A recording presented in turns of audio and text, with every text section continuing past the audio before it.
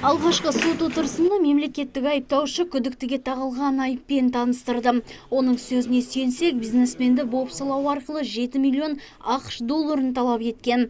Сондай-ақ түнгі уақытта ұялы телефонына хабарлама жіберіп ақшаны жеткізіп беруді бұйырған.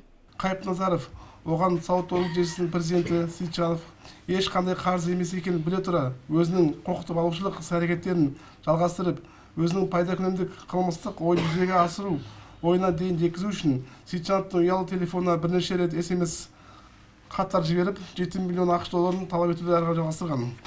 15 тамыз 2017 жылы сағат 18 шамасында оңтүстік қазақстан облыстық ішкі істер департаментінің ұйымдасқан қылмысқа қарсы күрес жүргізу басқармасының жүргізілген жедел іздестіру шаралары барысында Шымкент қаласы Қонаев көшесінің бойында орналасқан Камчат кафесінің алдында мемлекеттік нөмірі 595 ЗФА 13 маркалы Мерседес-Бенц автокөлігінен ақша алу барысында Қайыпназаров ұсталған.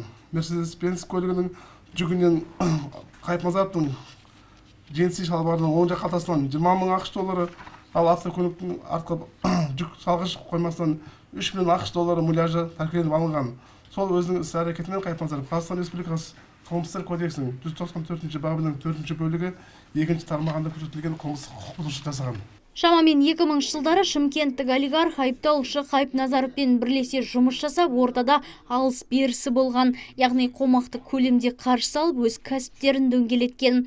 Алайда Серікжан Сейтжановтың белгілі бір компанияның алдында берешек қарызы болып, оны Қайыпназаров қайтарған. Бірнеше жылдан кейін айыпталушы банкротқа ұшырап, бар берешегін қайтарып алуды ойлаған. Қол қусырып қарап отырмаған азамат бизнесменді сотқа беріп, ақысына ғимаратты алған. Ал енді түбінде оған ешқандай біздің қарызымыз жоқ, ешқандай оны ол біледі. Оның не себептен онда жолға барғанын мен осы уақытқа дейін мен түсінбеймін азаматтан. Ал енді тек қана мына 2000 жылдарының көлемінде мен ол кезде акционерлік компаниясының төрағасы болып жүрген кезде сондай жұмыс болып, 17 миллион теңгедей қарыз болып, ол қарыздың есебінен мына желтоқсан 19-дағы сол үлкен административный зданияны 53 миллион стоимостымен Серікбаев деген азаматқа ол доверенность беріп, оның барлық қарыздан құтылғанбыз.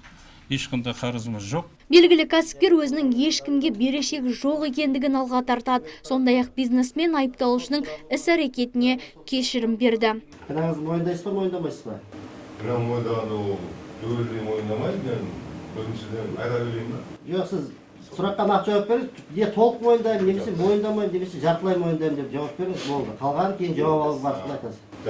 Жартылай мойындайсыз ба?